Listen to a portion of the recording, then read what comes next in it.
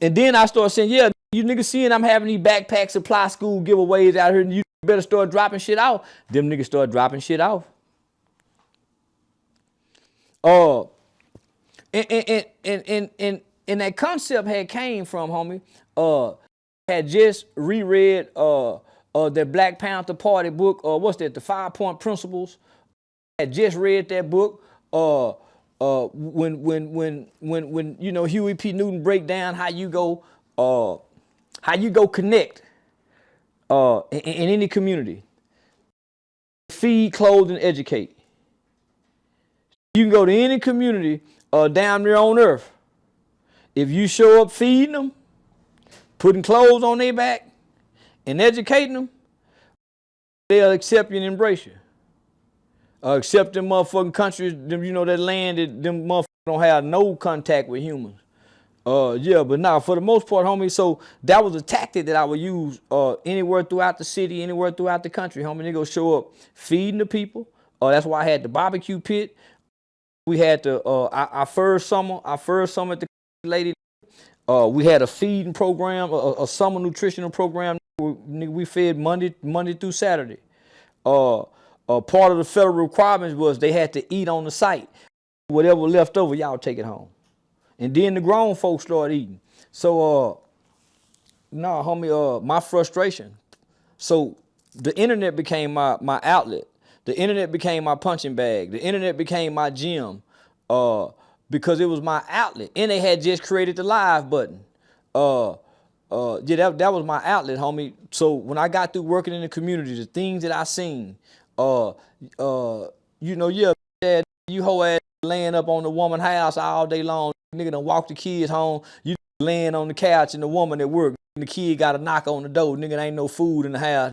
You done drunk up all the milk on Saturday. So, you know, hearing them kind of stories. Little coming to the lady, it's 8 o'clock in the morning on Saturday. What you doing? Mr. Charleston, I'm trying to see if you got some work. Well, if a nigga say that, I know he hungry. Go on, nigga, over there and pick up them cigarette butts. You know what I'm saying? Pick up some trash and go and get you a couple of dollars. Get a little nigga $7, $8 for picking up. He go down to the Chinese store. When he come out, he got milk, homie. He ain't went and got no Cheetos. He got some milk because there wasn't no milk in the house. Stepdaddy, so hearing them kind of stories, so I come to the internet and, you know, nigga kick, you know, verbally kick niggas out, shaming. I went through my phase of the black woman this, the black woman that, you know, the Tommy Sotomayor shit. That's because I was broke at home, sharing a room with the kids in mama house. Yeah. Mama fussing at the kid. Yeah, I might, yeah. So now, so I went through the, you know, that phase of the internet, you know, so, but nigga, I was going to college. As I was learning the internet, I was going to college too, homie. So, this shit just didn't happen overnight. I strategically and well thought out to say, I'm gonna play a villainified character because I know everybody playing characters, homie. Everybody WWN. Don't stop WWN till he go in the house and take off his and start farting. Ain't nobody around, you know, scratching your nuts, getting the booger, you know, arguing with you, saying mean things to her that only you and her say to each other that hurt one another. That's when you ain't WWN. And even then you got a WWE for your woman, for the kids. So I know everybody, why my hat, nigga, I got a hat say I think everybody playing. So that's a real concept. So during this time, street is staying back, looking at it on the internet. At this time, street ain't on the internet. Street and game related is saying, man, that internet is a dream, man. Motherfuckers showing you when they go out of town. You know, they looking at the criminal aspect, man. You can rob a motherfucker showing all that money. Man, you think the post, so they sitting back peeking. There's players, they saying, man, that is a player's dream. You can mac on the whole, write a letter, you know, so I'm peeping how the street is looking at it, and I'm listening to what they saying. Street Despise internet back then. Internet on there showing them guns. Street just back in that time when I was street niggas despise it. And they wouldn't get on there. They didn't give a damn about a social media page. It wasn't until the pandemic came. The street at the house with they went to fumbling and stumbling with this social media and end up getting the bitch. That's the only reason street got on the internet, nigga. They done got a bitch off the internet. Went back and got an old hoe that they been trying to get. Then jumped and say, hey, look this up. Look her up. And sent her a message and he done rekindled. That's the only way, yeah. That's how the street nigga got tricked. Then the who know how to play, once they learn content creation, oh man, them niggas went to winning. For 4 years, we were just on there debating the Black Lives Matter movement because that had just came to the forefront during the creation of the internet. So during that time, we seeing a lot of police brutality videos and a lot of black people fighting videos. That was the propaganda that was being fed throughout the internet. Some of the most negative images and pictures and videos that you could possibly see of black people. And it was during Obama's administration. So that's when they were saying Russia got its hand in it. Nigga, they were using propaganda to shape us. So they came out with the movie Social Dilemma. That changed everything about me in my reasoning for logging on to the internet. In the beginning, because now it's an addiction. You're now getting on the internet is an addiction. You ain't fit to quit. You know how hard you try. Shit an addiction. The dopamines that this shit let out, nigga, the chemicals and that this shit releasing you sometime, nigga, you ain't fit to quit this shit. So I know this now. You know what I'm saying? It's my lifelong vice. So, but once I watched Social Dilemma, and I watched it twice. Once I understand what this is, there's no way I could social network anymore. Arguing with them. Fuck, I used to write paragraphs. Put the spaces in it, write punctuation, sharing my ideologies and my political opinions. Once I understood what this is and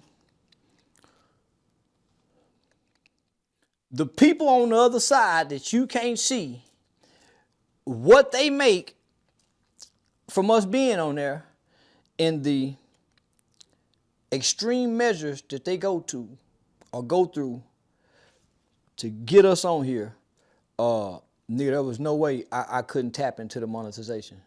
Because because they say when you know better, you do better, you get knowledge, you get understanding. Once you have understanding, then wisdom comes. That's what came from Social Dilemma.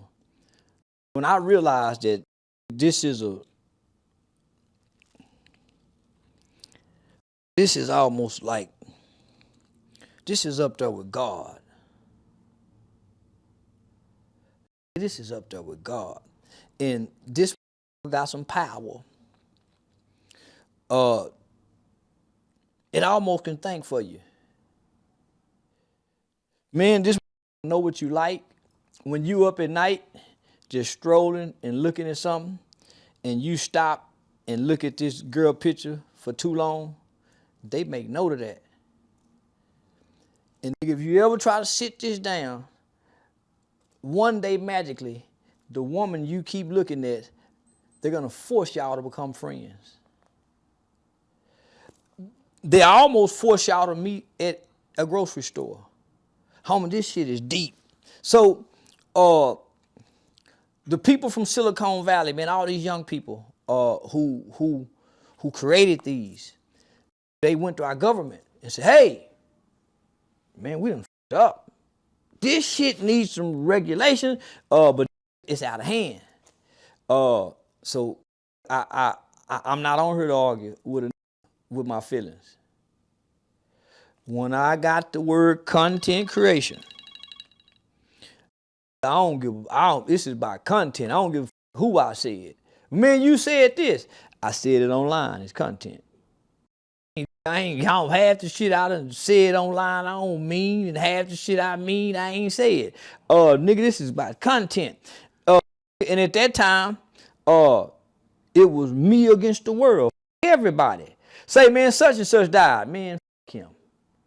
Say, Miss Parker died. Miss Parker. Man, God died. Fuck God. So it was everything. Because I wanted to go to the extreme. I wanted to do shit that wouldn't dare do or say.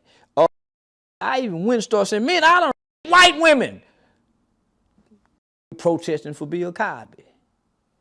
And I went to holler about I done killed white folks. Protesting for Dacian Steptoe. So I'm just I'm extreme. Not only am I extreme, I'm radical. I'm controversial.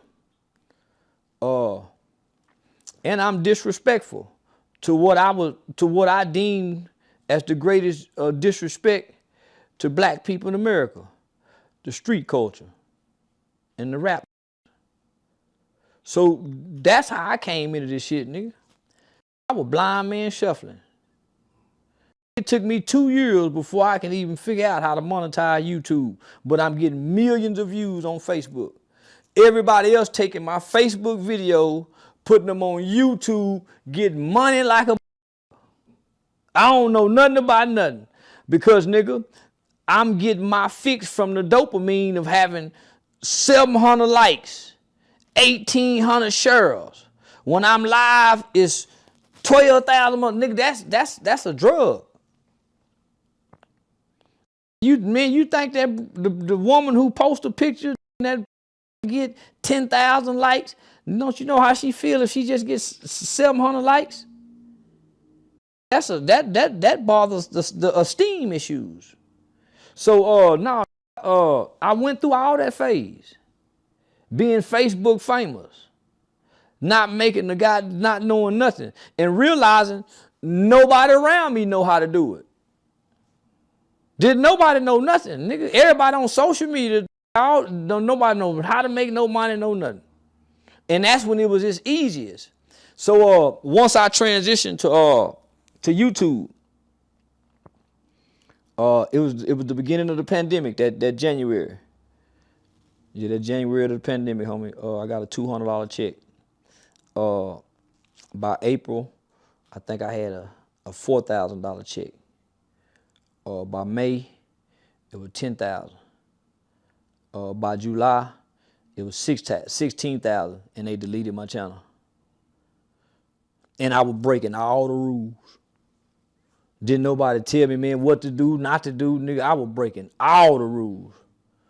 I started another YouTube channel. Within 48 hours, it was monetized. Soon as I went live, they deleted that channel. I done took all this money I done made and bought guns and ammunition, because I'm thinking this motherfucking 10,000, 12,000 for to be every month. So I done went and bought guns, ammunition, all kind of shit, artillery shit. Cause yeah. I went Rambo crazy.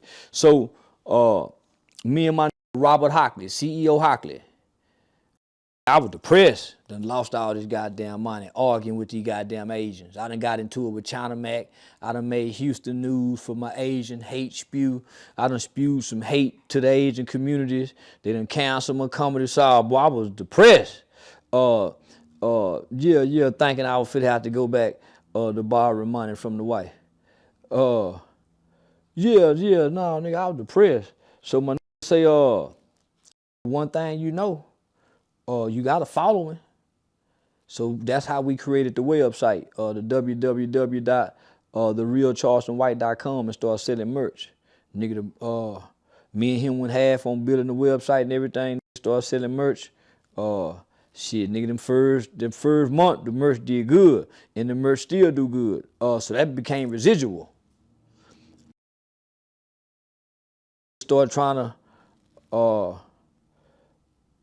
figure out a way to I didn't want to be like Bosco 100, Nina Boy, JoJo